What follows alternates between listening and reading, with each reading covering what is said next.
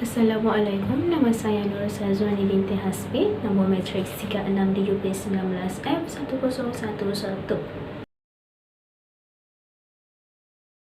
Latihan industri adalah salah satu syarat wajib bagi pelajar di bawah program Diploma Politeknik Malaysia.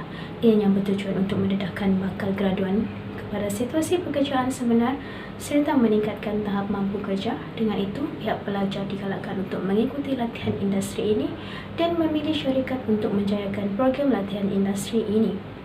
Syarikat yang saya pilih untuk menjayakan latihan industri ini adalah Digiphoto Entertainment Imaging Sdn Bhd.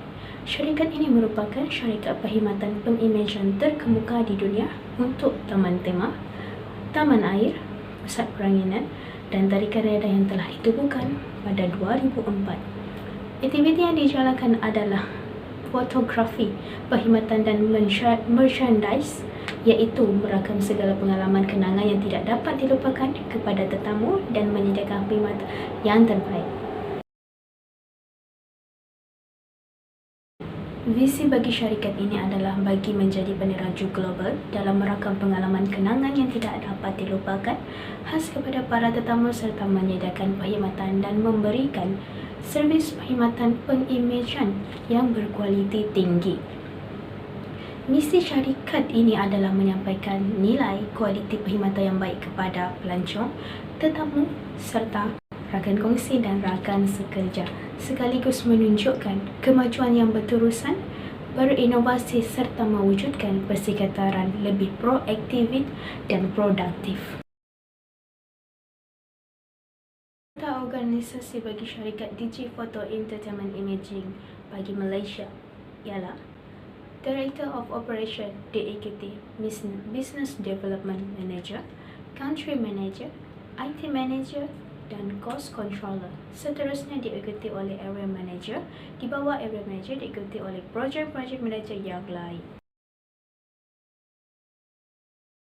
Laporan teknikal adalah bahagian laporan yang meliputi kerja-kerja yang dilakukan sepanjang tempoh latihan industri. Laporan teknikal adalah kerja-kerja teknikal yang dibuat oleh pelajar selama 20 minggu berkhidmat di firma.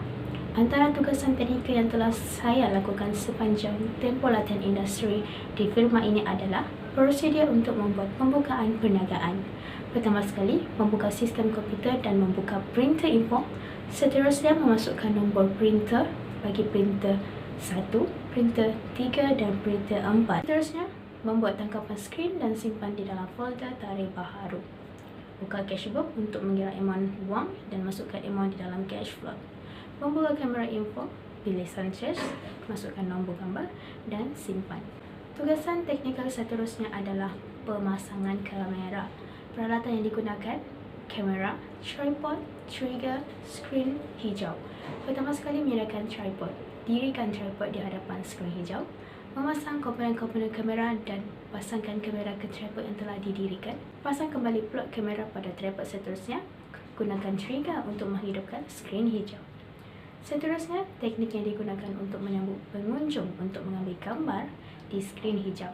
Arahkan pengunjung untuk berdiri di hadapan skrin hidupkan dan menangkap gambar pengunjung sebanyak 3 kali. Seterusnya, memberikan nombor gambar untuk pengunjung melihat di aras 83.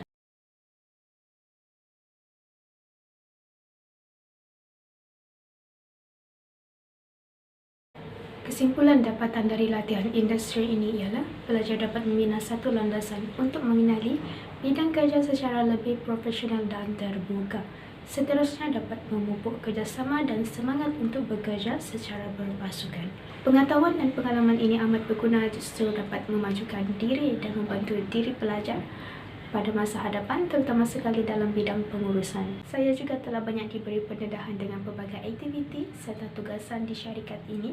Secara tidak langsung juga dapat mengetahui setiap tanggungjawab dan peranan bagi setiap kaki tangan di dalam syarikat ini. Melalui latihan industri ini, jelaslah bahawa objektif latihan ini telah tercapai sepanjang 20 minggu bermula 7 Mac 2022 hingga 21 Julai 2022. Oleh itu, dapat disimpulkan bahawa pendedahan yang telah diberikan kepada pelajar sepanjang latihan industri ini sangat berguna dan perlu dimanfaatkan dengan sebaiknya.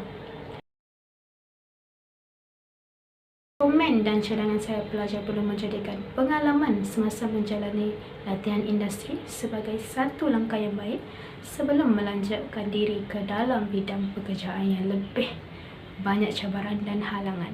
Latihan industri sebenarnya program yang baik dalam membentuk dan melatih generasi muda berhadapan situasi pekerjaan yang sebenar. Latihan ini bukanlah satu tempat persinggahan buat pelajar untuk mengabaikan tanggungjawab sebagai seorang pelajar.